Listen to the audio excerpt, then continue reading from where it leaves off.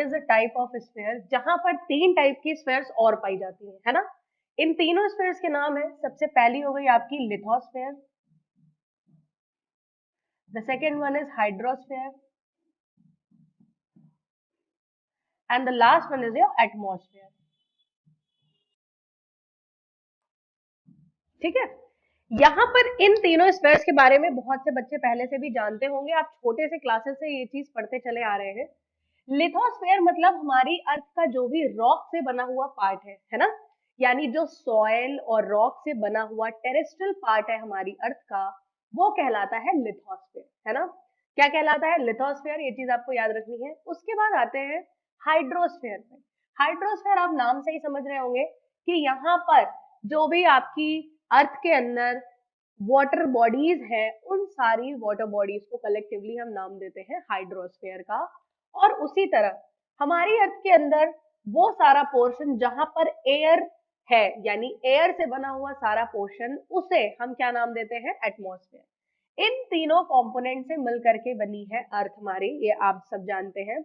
और इन्हीं से क्या बोल सकते हैं हम कि यही हमारा क्या है? एक इन्वायरमेंट है।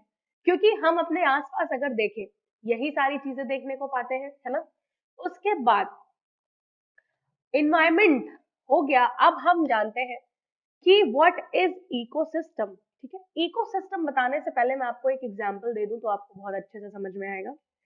For example, ecosystem,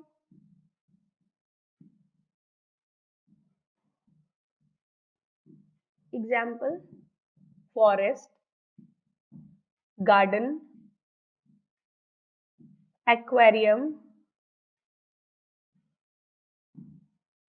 pond, river, etcetera. देखिए, अब यहां पर पहले आप फोकस करिए कि मैंने क्या क्या एग्जांपल्स यहां पर लिख रखे हैं। ये एग्जांपल्स हैं फॉरेस्ट। अगर हम देखें फॉरेस्ट, फॉरेस्ट के अंदर क्या क्या चीजें होती है ना। फॉरेस्ट के अंदर होते हैं different plants, alright, different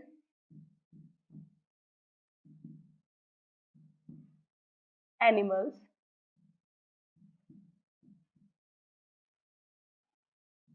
micro organisms, soil, rock,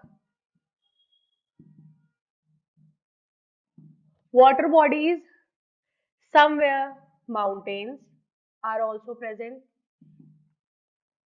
approximately अगर हम बात करें तो एक फॉरेस्ट के अंदर इतने सारे कंपोनेंट्स हमें देखने को मिल जाते हैं आसानी से। अब इतने सारे कंपोनेंट्स का इंपॉर्टेंस क्या है? इतने सारे कंपोनेंट्स का इंपॉर्टेंस ये है कि इन सारे कंपोनेंट्स को खुद के सर्वाइवल के लिए किसी आउटर एनवायरनमेंट से कनेक्शन की कोई भी जरूरत नहीं है। ठीक है, क्या मैंने बोला?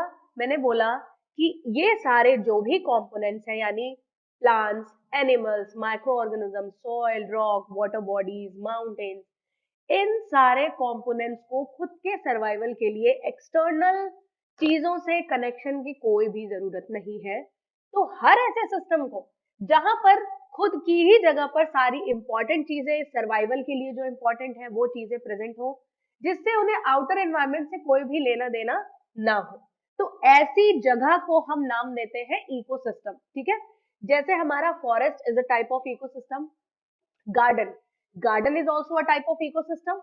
एंड अब एक एग्जाम्पल आप देख रहे हैं एक्वेरियम। ठीक है, इकोसिस्टम जो होते हैं, जैसे हमारा फॉरेस्ट हो गया और गार्डन हो गया, रिवर, पॉन्ड एंड लेक, ये सारे इकोसिस्टम को हम रखते हैं किसके अंदर? किसके अंदर? नेचुरल इकोसिस्टम के अंदर। और ये जो आपका एक्वेरियम होता है इज अ एग्जाम्पल ऑफ किसका? Is an example of man made ecosystem. ठीक है, यानी यहाँ पर जो एक्वेरियम है ये मैन मेड इकोसिस्टम का सबसे बेस्ट एग्जाम्पल है। तो यहाँ आपको क्या चीज समझ में आई कि हमें ये एक इंट्रोडक्शन वीडियो है, ठीक है, अबाउट आवर इन्वायरमेंट। इसके बाद जब हम अपनी वीडियोस कंटिन्यू करेंगे, इसे डिटेल में पढ़ेंगे, तो वहां हमें क्या क्या पढ़ना है? सबसे पहले इन्वायरमेंट के बारे में, उसके बाद हमें पढ़ना है थोड़ा सा अर्थ के बारे में, उसके बाद इकोसिस्टम, और इकोसिस्टम में हमें दो टाइप्स मिल गए। कौन कौन से इकोसिस्टम के टाइप्स मिल गए? The first one is natural type of ecosystem and artificial type of ecosystem. ठीक है, यहां पर एक और चीज के बारे में बात करते हैं विच इज बायोस्फीयर। अर्थ की वो लेयर जहां पर लिविंग और नॉन लिविंग फैक्टर्स एक दूसरे में क्या रहते हैं? इंटरकनेक्टेड रहते हैं। बेसिकली बायोस्फीयर में हम बात करते हैं अबाउट लिविंग थिंग्स, यानी कि किस तरह से प्लांट्स, एनिमल्स और ह्यूमन बीइंग्स, माइक्रो ऑर्गेनिजम्स एक दूसरे में एक चैनल लाइक स्ट्रक्चर से कनेक्टेड रहते हैं और अपना सर्वाइवल इंश्योर करते रहते हैं। तो ऐसी जगह जहां पर ये हमें देखने को मिले, उस जगह को हम बोलते हैं बायोस्फीयर।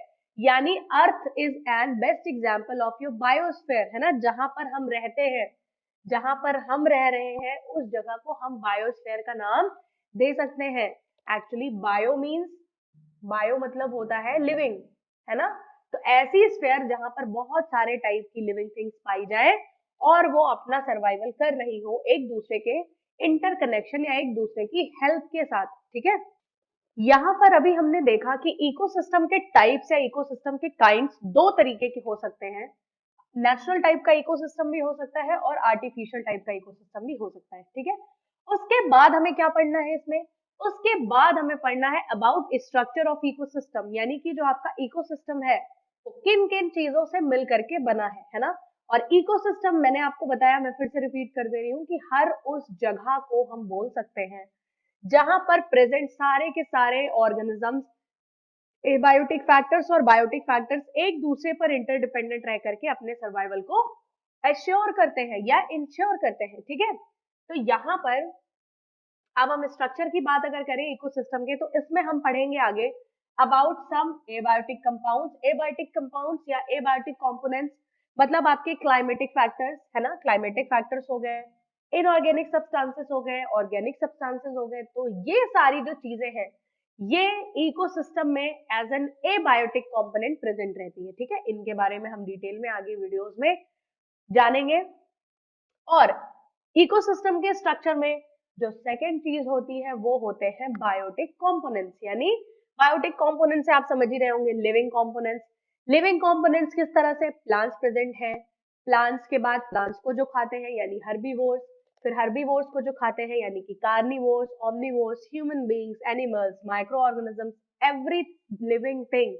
ठीक है, जितने भी लिविंग थिंग आप अपने आसपास देख सकते हैं या आपने देख रखी है, वो सारे कंपोनेंट्स आप इंक्लूड करेंगे बायोटिक कंपोनेंट्स के अंदर। ठीक है, और इसी के बाद क्योंकि बायोटिक कंपोनेंट्स के अंदर जो भी कंपोनेंट्स हम पढ़ेंगे एक्चुअली वो सारे कंपोनेंट्स फॉर्मेशन करते हैं फूड चेन का। तो इकोसिस्टम के बाद हमें अपना नेक्स्ट टॉपिक चैप्टर में क्या कवर करना है आगे? We will have to read about food chain. Alright, food chain क्या है? फूड चेन आपने 6th स्टैंडर्ड से ही पढ़ रखी होगी, है ना, कि फूड चेन क्या होती है। Food chain is a series of group of organisms. ये एक सीरीज है, एक क्रोनोलॉजिकल ऑर्डर है जहां पर सबसे पहले ऑटोट्रॉप्स आते हैं और ऑटोट्रॉप्स के बाद डिफरेंट डिफरेंट टाइप के ऑर्गेनिजम्स आते हैं एक के बाद एक क्रोनोलॉजिकल ऑर्डर में। ये जो क्रोनोलॉजिकल ऑर्डर मेंटेन होता है ये किसके कारण होता है? उनकी डिपेंडेंसी ऑन पर्टिकुलर फूड। यानी कोई ऐसे ऑर्गेनिजम्स आप अपने आसपास देख सकते हैं, बहुत से ऐसे ऑर्गेनिजम्स जो सिर्फ और सिर्फ प्लांट पर डिपेंडेंट है ना। ऑब्वियसली अगर वो प्लांट पर डिपेंडेंट है तो वो प्लांट्स ही कंज्यूम करेंगे, तो उन्होंने कंज्यूम कर लिया प्लांट्स। ठीक, फिर कुछ आप अपने आसपास ऐसे एनिमल्स देख पा रहे होंगे या देखते होंगे जिन्हें प्लांट से कोई लेना देना नहीं है, वो प्योरली कार्निवोर्स है ना। तो वो किस चीज का कंजम्पशन करेंगे? एनिमल्स का। फिर कुछ आप ऐसे एनिमल्स अपने आसपास या ह्यूमन बीइंग्स अपने आसपास देख पा रहे होंगे जो कि carnivores at the same time herbivores भी होंगे, जिन्हें हम नाम देते हैं ओमनिवोर्स का। तो इसी तरीके से फूड चेन जो है ये कई सारी स्टेजेस में जाकर के अपना कंप्लीशन करती है। तो फूड चेन के बारे में हम और डिटेल में पढ़ेंगे आगे।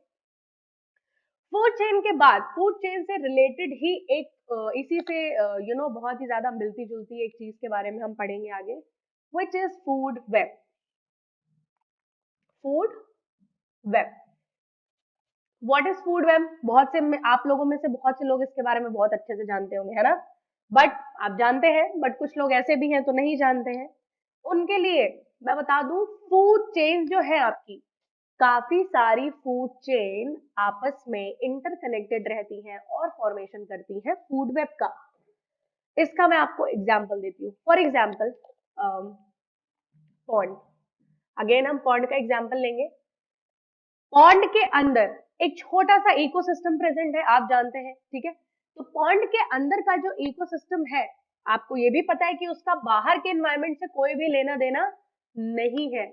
लेकिन क्या अगर उस एक पॉन्ड को अकेले हम अर्थ के बाहर कर दें तो क्या उस पॉन्ड का सर्वाइवल पॉसिबल है? जी नहीं, बिल्कुल नहीं है। यानी कि और पॉन्ड के अंदर एक इकोसिस्टम की हम बात करें तो एक छोटी सी फूड चेन भी फॉर्म हो रही है ना?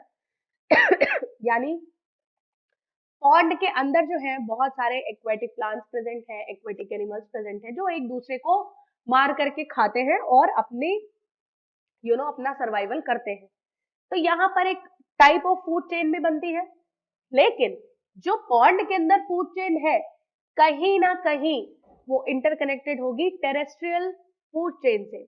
बिल्कुल होगी, क्योंकि इस अर्थ पर जितनी भी चीजें प्रेजेंट है वो सारी एक दूसरे से किसी न किसी तरीके से कनेक्टेड बिल्कुल है। तो ये जो interconnection of different type of food chains है वो ही कहलाता है फूड वेब। तो फूड वेब के बारे में भी हम आगे और डिटेल में बात करेंगे इसी चैप्टर के अंदर।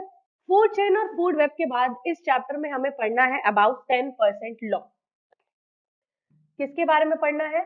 10% लॉ। ये 10% लॉ क्या है? एक्चुअली ये डिपेंडेंट है पूरी तरीके से फूड चेन पर। और फूड चेन में जैसा कि हमने देखा different different type of levels होते हैं, यानी जिन्हें हम नाम देते हैं, यानी कि फूड चेन में different type of level present होते हैं जिन्हें हम नाम देते हैं ट्रॉपिक लेवल्स का। ठीक है? तो ये जो ट्रॉपिक लेवल्स है, यहां पर किस तरह से डिस्ट्रीब्यूशन ऑफ एनर्जी होता है? क्या होता है?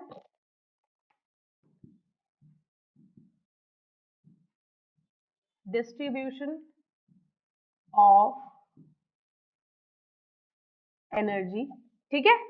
Distribution of chemical substances, distribution of chemical substances, और किस तरह से ये नंबर को अपने मेंटेन रखते हैं, यानी हाउ दे मेंटेन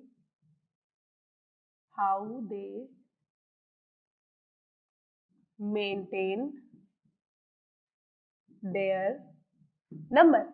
ये सारी की सारी चीजें डिपेंड करती हैं सिर्फ एक लॉ पे, जिसके बारे में हम आगे जानेंगे डिटेल में, विच इज 10% लॉ। यानी क्या क्या चीजें पढ़नी है इसमें, हमें क्या क्या चीजों के आंसर हमें मिलेंगे। देखिए, ये इस चैप्टर का वो पोर्शन है जहां से थोड़ा सा लॉजिकल क्वेश्चन पुटअप किया जा सकता है ना, और किया भी जाता है। तो इस टॉपिक को आपको बहुत ध्यान से पढ़ना है जब हम आगे डिटेल में इसके बारे में बात करेंगे, क्योंकि यहाँ पर एक तरीके से जो बेसिक चीजें हैं, यानी बेसिक एनर्जी है, हमारी बॉडी चल रही है किसकी वजह से? एनर्जी। तो उस एनर्जी का कंजम्पशन हम कहाँ से कर रहे हैं, वो एनर्जी कहाँ जा रही है ना?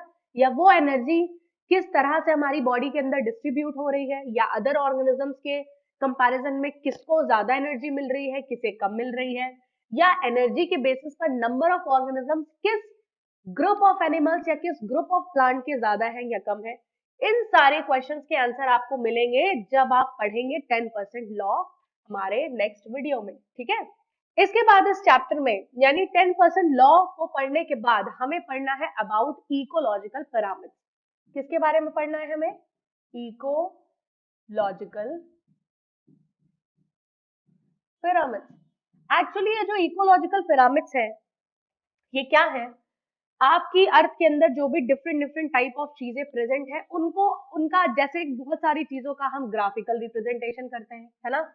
बहुत सारी चीजों का हम रिप्रेजेंटेशन पाई चार्ट के थ्रू करते हैं, आप बहुत अच्छे से जानते होंगे। उसी तरह इस चैप्टर में जो हम चीजों का रिप्रेजेंटेशन कर रहे हैं वो with the help of pyramid like structure कर रहे हैं, ठीक है। यानी इकोलॉजिकल जितने भी एस्पेक्ट्स प्रेजेंट हैं आपकी अर्थ के अंदर, उन सारी चीजों का जो रिप्रेजेंटेशन है, यानी पेपर पर जो रिप्रेजेंट हम कर रहे हैं, वो कैसे कर रहे हैं, with the help of pyramid like structure, यानी पिरामिड के थ्रू कर रहे हैं। इसीलिए इनका नाम क्या है, इकोलॉजिकल पिरामिड। इस चैप्टर में आपको 3 टाइप के इकोलॉजिकल पिरामिड्स के बारे में बात करनी है। कौन कौन सी? पिरामिड ऑफ नंबर,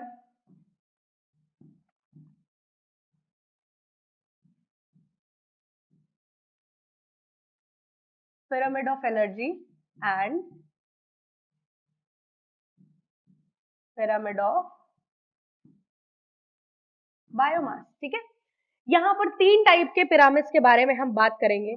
सबसे पहला आप देख पा रहे हैं पिरामिड ऑफ नंबर, यानी यहाँ पर भी वही चीज है कि नंबर ऑफ ऑर्गेनिजम्स किस तरह से डिसाइड होंगे कि प्लांट्स नंबर में ज्यादा है या ऑमनिवोर्स नंबर में ज्यादा है या हर्बीवोर्स है या कार्निवोर्स है या ह्यूमन बीइंग्स है ना। तो इस क्वेश्चन का आंसर आपको जब आप पिरामिड ऑफ नंबर के बारे में जानेंगे तब मिलेगा। फिर है पिरामिड ऑफ एनर्जी, यानी कि किस तरह से एनर्जी का फ्लो होता है डिफरेंट डिफरेंट ट्रॉपिक लेवल्स में जो कि फूड चेन में प्रेजेंट है। इस क्वेश्चन का आंसर आपको पिरामिड ऑफ एनर्जी पढ़ने के बाद मिलेगा। उसके बाद है पिरामिड ऑफ बायोमास, है ना। यहाँ पर भी वही चीज है कि बायोमास के पर्सपेक्टिव से कहां पर आपको ज्यादा बायोमास देखने को मिलेगा और कहां पर आपको कम बायोमास देखने को मिलेगा, ठीक है। तो ये तीनों टॉपिक्स के बारे में हम डिस्कस करेंगे under the topic ecological pyramids, ठीक है। बहुत ही ये इंपॉर्टेंट टॉपिक है, इसे आपको बहुत ध्यान से पढ़ना है जब हम आगे इसे डिटेल में जानेंगे। तो इसके बाद ये आपका जो प्रॉपर इकोलॉजिकल पोर्शन था वो खत्म होता है और अब हम बात करेंगे कुछ जनरल इश्यूज के बारे में जिसे टैकल करना है हमें इसी चैप्टर के अंदर टैकल करना है, ठीक है। वो जनरल इश्यूज क्या है?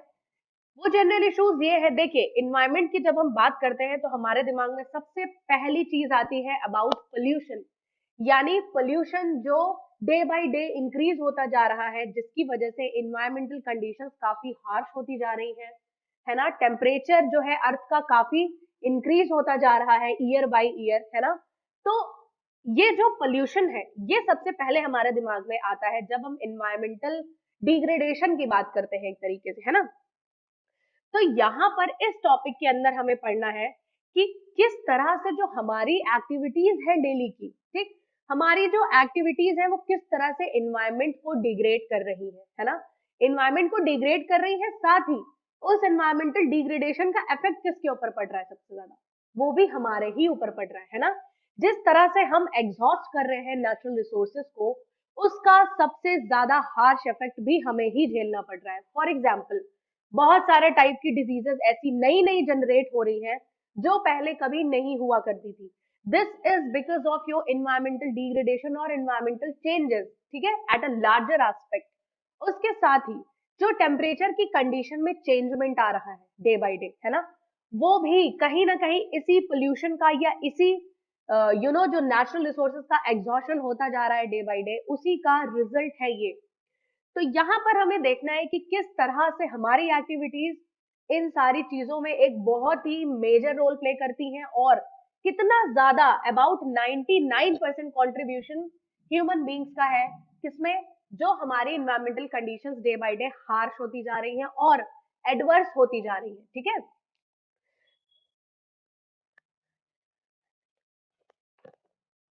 तो हमारा टॉपिक होगा इससे रिलेटेड क्या, effects of our activities on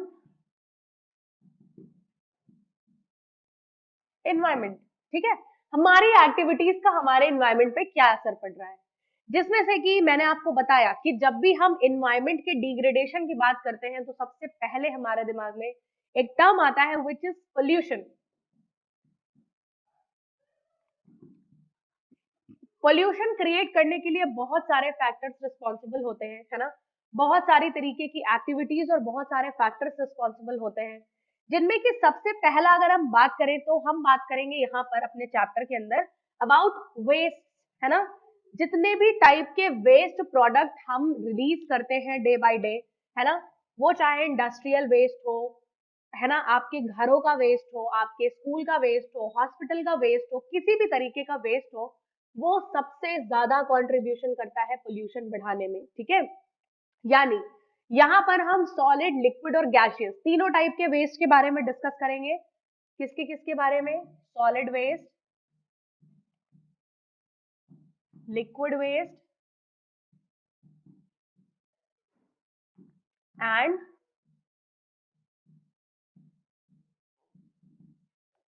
gaseous waste, ठीक है।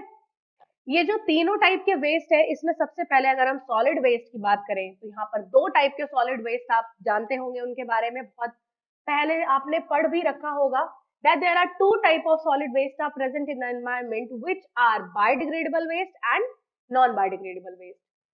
ये सारी चीजों के बारे में, वेस्ट के बारे में हम पढ़ेंगे। देखिए, जब तक हमें वेस्ट के बारे में नहीं पता होगा, हम वेस्ट का मैनेजमेंट नहीं कर सकते, है ना। पहले तो हमें ये जानना पड़ेगा कि किस तरह से वेस्ट हमारे डेली रूटीन की वजह से प्रोड्यूस हो रहे हैं। सेकेंडली, वो कितने ज्यादा हार्मफुल हो सकते हैं हमारे एनवायरमेंट के लिए।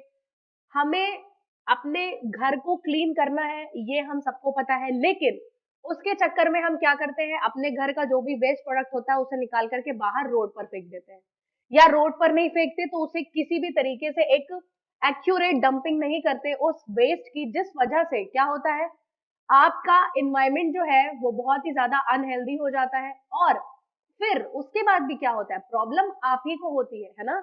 वो इफेक्ट किस पर डालता है भाई, जिस कम्युनिटी में बहुत ज्यादा वेस्ट इकट्ठे होंगे, कूड़ा कचरा आपके आसपास, आप जिधर भी जाएं, जो भी आपके यहाँ सीवेज सिस्टम है, जो भी नालियां है वो ओपन है, क्लोज्ड नहीं है, तो क्या होगा, जो भी जर्म्स या पैथोजेंस है ना, मॉस्क्यूटोस वगैरह, वो किसको टारगेट करेंगे, है ना।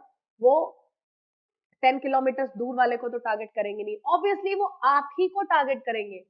तो कहने का मतलब ये है कि आपकी पर्सनल हाइजीन जितनी ज्यादा इंपॉर्टेंस रखती है आपकी बॉडी को हेल्दी रखने में, उससे कहीं ज्यादा उससे कहीं ज्यादा आपकी कम्युनिटी या पब्लिक हेल्थ इंपॉर्टेंट है ना।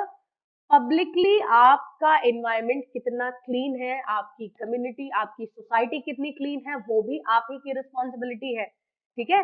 तो इस टॉपिक में हम पढ़ेंगे अबाउट पोल्यूशन, ठीक है।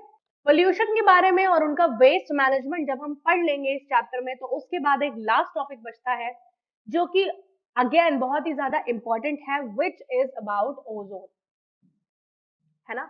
ओजोन के बारे में बहुत से बच्चे बहुत अच्छे से जानते भी होंगे, या जो नहीं भी जानते होंगे उन्होंने इसका नाम कभी ना कभी तो सुना ही होगा, है ना। ओजोन लेयर आपकी अर्थ की एक लेयर है, आउटर लेयर, जो कि हार्मफुल सन रेज जो है,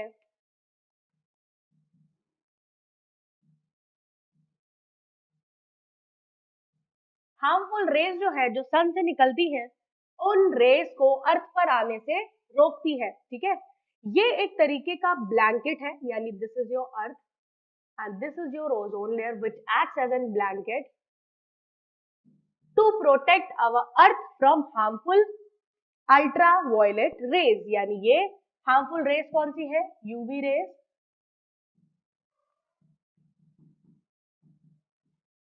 अल्ट्रावायलेट रेज, इससे हमारे अर्थ को प्रोटेक्ट करती है ना। लेकिन अगेन, जो हमारी अर्थ पर पोल्यूशन बढ़ता जा रहा है उसकी वजह से ये जो ओजोन लेयर है ये अपना काम ठीक से नहीं कर पा रही। क्यों नहीं कर पा रही? क्योंकि ये जो ब्लैंकेट है इसमें होल होता जा रहा है, ठीक है। यानी इस ब्लैंकेट में होल होता जा रहा है, तो अगर किसी ब्लैंकेट में होल हो जाएगा तो वहां से जिस भी चीज को वो रोक रहा था, प्रिवेंट कर रहा था, उसको तो जगह मिल गई, वो तो आसानी से आ गया अर्थ पर।